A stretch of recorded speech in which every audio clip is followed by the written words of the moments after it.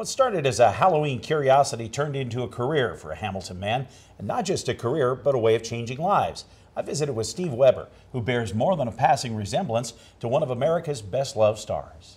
People always told Steve Weber he was the spitting image of Tom Hanks years before he was a big star. And when Forrest Gump hit the screen, Steve decided to have a little fun. I guess in 1994 I had gone ahead and played the character for Halloween. The movie came out in July of 1994, so then in October I was Forrest for Halloween and put the costume away and thought that was the end of that. It wasn't long before a big job opportunity came his way, becoming the spokesman for Bubba Gump Shrimp, the company that spun off the movie. It was one of those moments where you feel like this is what I have to go do. I didn't necessarily want to go do it, but it was like I don't have any choice but to go do this. And I approached them and they ended up hiring me, and I worked for them for 15 years for Bubba Gump as their spokesman or mascot. And what I did is I sat on the bench and talked to people. Eventually, Steve decided he had found his calling, transitioning to promote what he called gumption, becoming a motivational speaker playing Forrest all over the country, using symbols from the movie to change lives. And the three symbols and the three life lessons that I chose were the feather that comes at the beginning, and that's the opportunities that come into our life, and then the chocolate box, and that's the choices that we make, and the Nike shoe, which of course Forrest ran across America in, and that's the journey of life. And so life is nothing but a bunch of little series of chapters, which the movie was, life chapters, and then all together it's that journey of life, and that's what we all are, and that's what we're all doing. So it's just nothing but new opportunities come in, we make new choices, and we just continue the journey.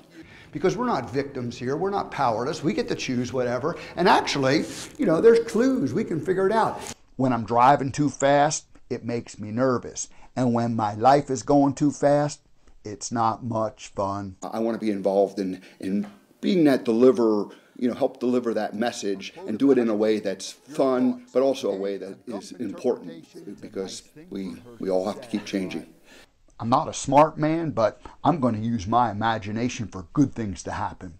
Are you starting to get the idea? And that was really the brilliant thing about Gump, is that he didn't worry about any of it. And maybe that's the advantage of being a little bit slow, is he just never picked up on the idea that it was wrong. It was a mistake. It was exactly what it was supposed to be when it was supposed to be, and then his life went on. Steve met Tom Hanks once when he was up for a gig as a photo double on Castaway, but today he's content to influence people with humor and homespun observations, although he admits there's been confusion with his doppelganger along the way, including when he moved to the Bitterroot.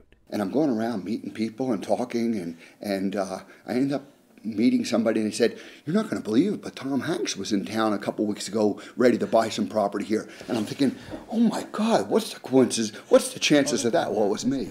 Fella from Star Trek. If you'd like to sample Forrest's Pearls of Wisdom, you can follow Steve Weber on Facebook. So how many times do you suppose he's seen Forrest Gump? You know, when he first started the role, he said he watched it for 22 days straight. Okay. So he figures since then hundreds of hours just to kind of make sure he's got the character just right. His voice is similar to Tom Hanks. It is really too. interesting. Yeah. As you talk to him and you interview him, you feel like, wait a minute. who am I talking to? Yeah, exactly. All right.